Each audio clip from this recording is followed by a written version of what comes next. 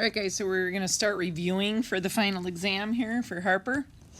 I'm just going to do some of this as a refresher. I'll kind of skip around, but I just want it to be a little bit of a refresher.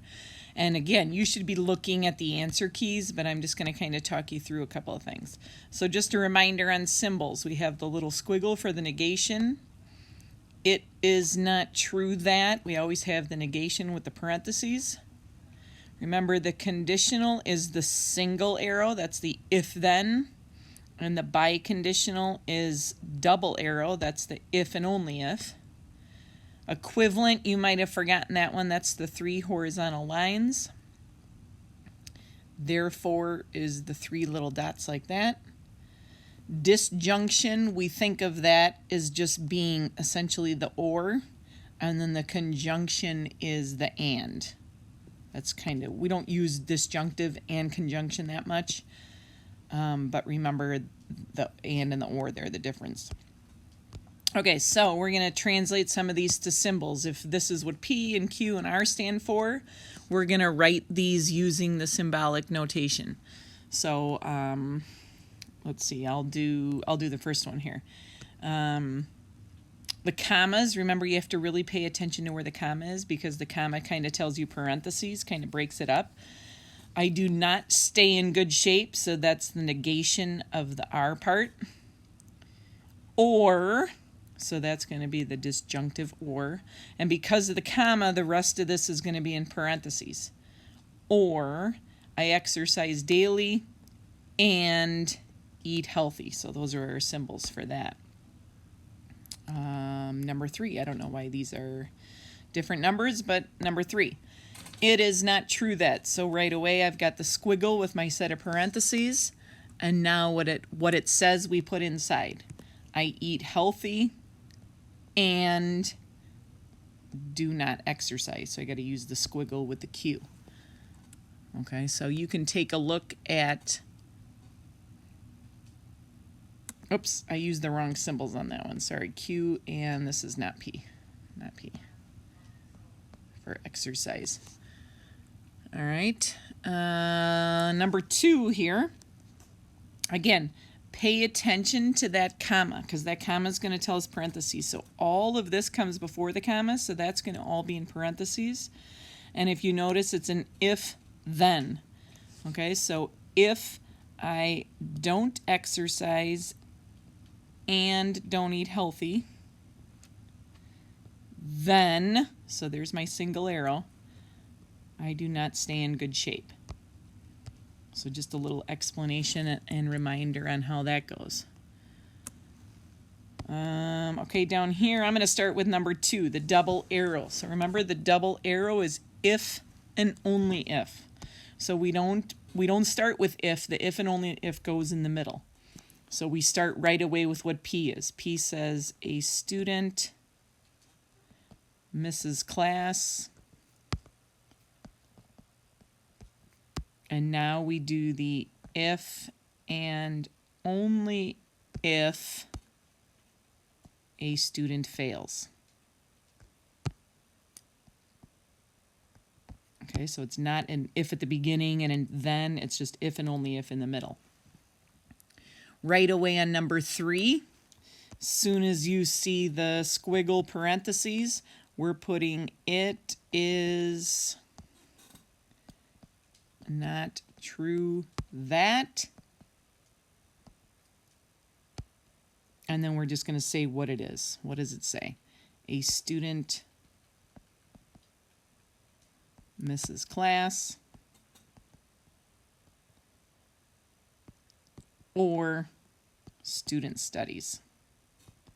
Again, the or is our symbol there, okay? All right, so again, you can take a look at some of those answers on there and see if you can get those. Okay, so you can continue on. You know what, no, I'll do number 4 just because it's a little tricky with the parentheses. So in number 4, we talked about that comma when we went earlier. Now we're going backwards. So all of this is going to be first. Then we're going to say then are. So all of this is going to go before the first comma. So because of the single arrow, I start out with an if. if what? If all of this is happening. So a student misses class. I'm going to skip the word class there. And doesn't study.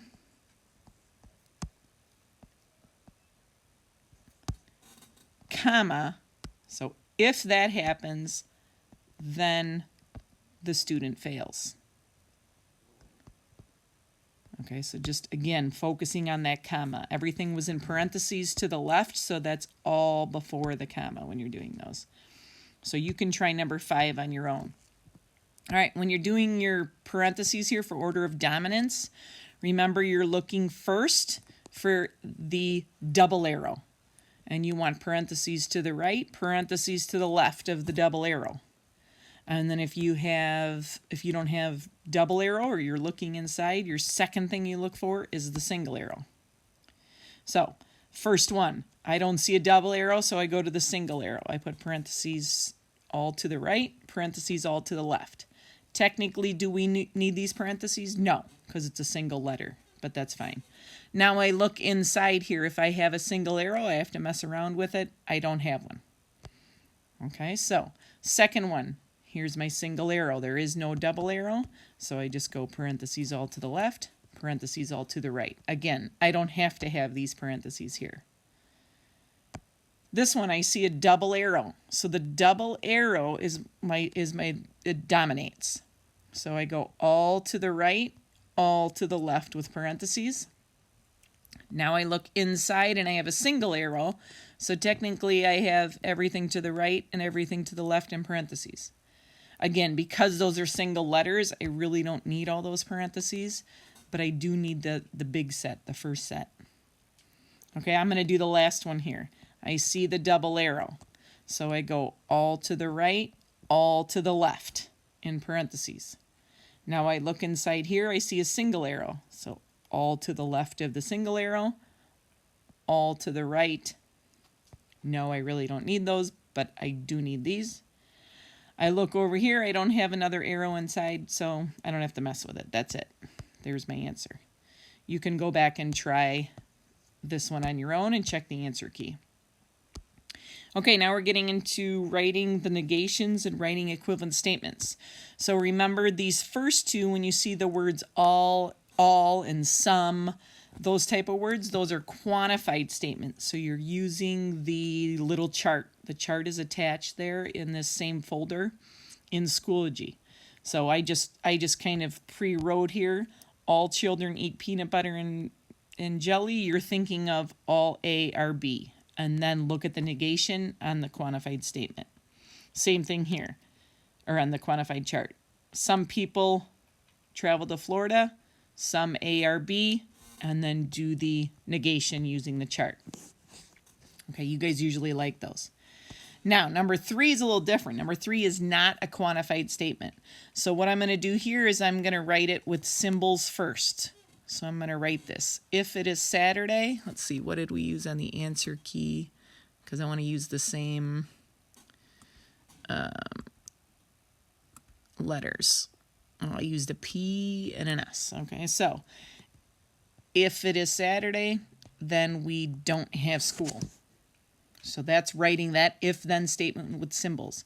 Now I'm going to negate that. So I'm going to go not that. So remember what we do with that. When we negate a conditional, remember the good old keep and negate. That's the saying I always said. So keep means we keep this letter the same. So that stays a P. The arrow turns into an and then I negate this part so that becomes an S. So P and S. So that's why it becomes, it is Saturday and we have school. Yes, you would have to write it in words. I'm just going to save myself the time here. Okay, so again, let me recap. Write it in symbols. Write the negation in symbols. And then go ahead and put it back into words. And we're negating on this. Number 4, I'm going to do the same thing. It says it is green and not wet. So that's the symbols. Now let's negate that. So I'm going to negate that whole thing. And then this is not keep and negate. This is not keep and negate. You only do the keep and negate when you have a conditional with the arrow. This is De Morgan's law. So I distribute the negation. So it becomes not G. I switch the and to an or, and the not W becomes W. And then I write this in words. Okay, so again, refer to the answer key and look at what's going on. All of these down here, I believe all of these are quantified statements. So those you can go ahead and look at your chart and see what's happening there. Okay. All right, guys, good luck.